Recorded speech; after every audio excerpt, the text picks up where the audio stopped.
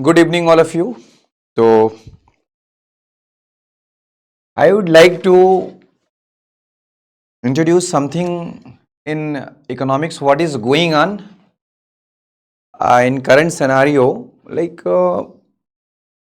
Earlier, what I used to teach here has been various areas of economics. Like the methodology which I used to teach, I would like to present a glimpse of that. Like when we start Indian economy,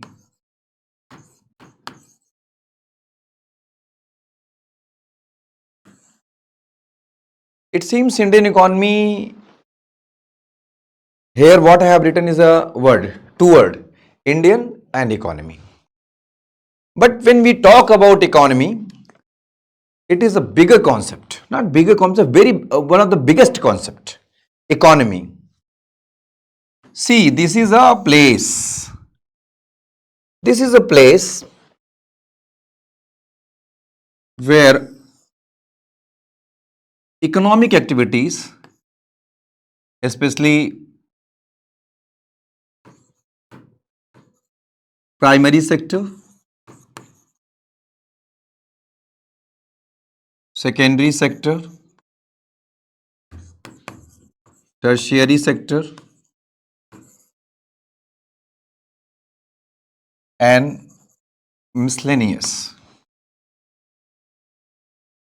The concept of economics has to connote, while we are going to deal with this Indian economy, we have to study concepts relating to primary sector economies, relating to secondary sector economies, relating to tertiary sector economies, and miscellaneous concept of economy.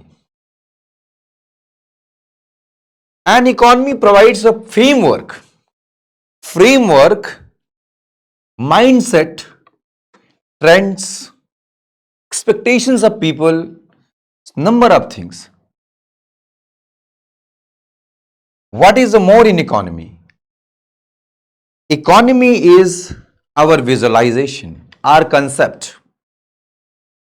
What we think, what we imagine about our living standard, about our money, about our property, about employment generation, about prosperity. That is, we are going to eliminate poverty. Means a healthy, whenever an economy visualizes about how is going to treat financially. Later, before entering into this structure and our imagination regarding our economy, like an economy is our imagination about an economy. What India has imagined from last 75 years, India has imagined so many things. We always targeted an economic growth rate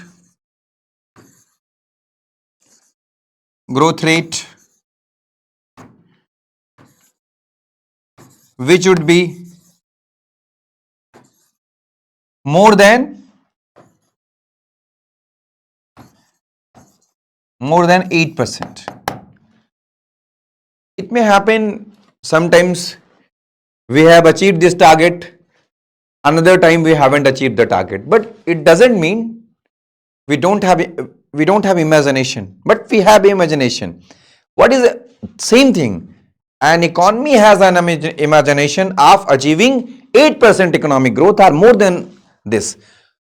In 11th 5-year plan, basically from 10th 5-year onwards, our planners expected a double-digit economic growth. Like it was our imagination to achieve double-digit economic growth. Why double-digit economic growth?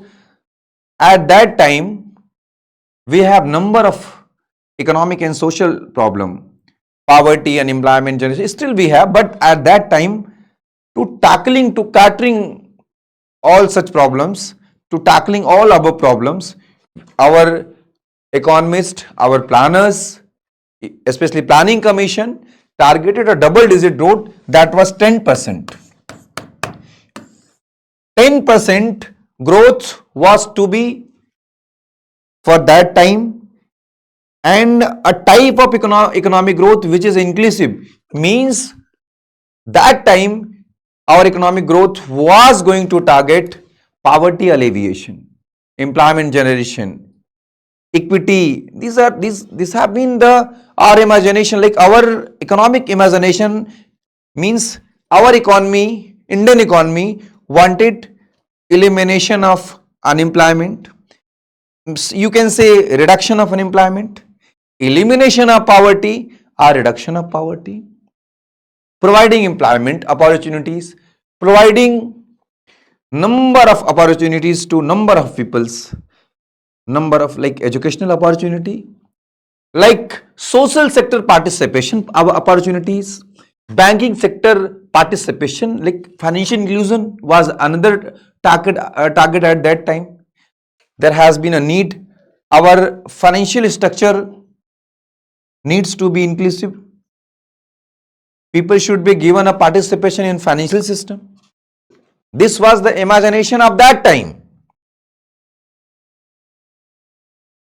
Same manner, an economy always needs its imagination change. If we imagine for this particular growth, sometimes we achieved this much of growth, we achieved some economic prosperity, we achieved reduction of poverty, employment generation, reduction of unemployment, social participation of people, financial inclusion, and so many things which people enjoyed. But is our imagination is ever going? Yes. As people needs fulfills at after certain time, needs starts again increasing and increasing. So imagination change, economic structure change. Earlier we had, before liberalization, our structure was something different. It was LPR, license permit Raj. After that, liberalization, privatization and globalization started. Nowadays we are living an under imagination of like virtual era. It's a more a virtual era. We are living in an era of virtual banking, virtual payments, and we have a virtual banking also, like we have virtual economy also. So our concept is a foreign Indian economy is a collaboration with foreign nation, is a more diplomatic, is a more pragmatic, some more integrated, where our imagination again changes. So at last, at this point, I would like to end up my this today's this economic class by ending with what is an economy? An economy is in nutshell our actual fact which where we stand today in terms of our economy. Like our economy is always changing because our imagination change. People demands change, their needs change. Their needs change, so imagination change. At last, economy is a place where all economic activities are performed for the sake of human welfare. Definition is very simple and short. So the economy definition is very simple, very short. Is a place, a defined territory. Economy is a defined territory. Like it may be global economy, it may be an national economy, district economy, state economy, but it always has a territory. Within that territory, economic activities are going to perform. For what perform? It's our economic imagination. It may be social imagination also, which economy fulfills. So it's a imagination. What? It is imagination.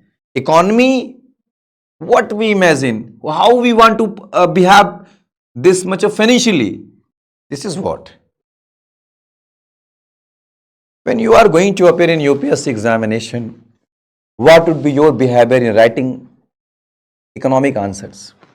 GS paper, even economic optional people, you are supposed to write your answer within a limited set of uh, words, limited numbers of words. Within that area, you are going to give your 100%. It means your answer should be very accurate, very targeted. You have to avoid repetitions. Generate your see what you have to correlate this much of imagination. Your answer should be realistic, futuristic, and correlative, cohesive. Take while you are writing your answer, always use current phenomena with principles of economics. You cannot write your answer without taking principles and ongoing examples. Suppose you are writing inflation, behavioral inflation. There has been a question like in India, prices are indexation rate of inflation is okay, low, not more than 4 to 5%, 6%. But what is happening to common people? People still feel they are under pressure of high economic prices. When they go to the market, they are end with less number of goods and commodities. Feels this they are feeling from last 15 to 20 years. What is our imagination in terms of this?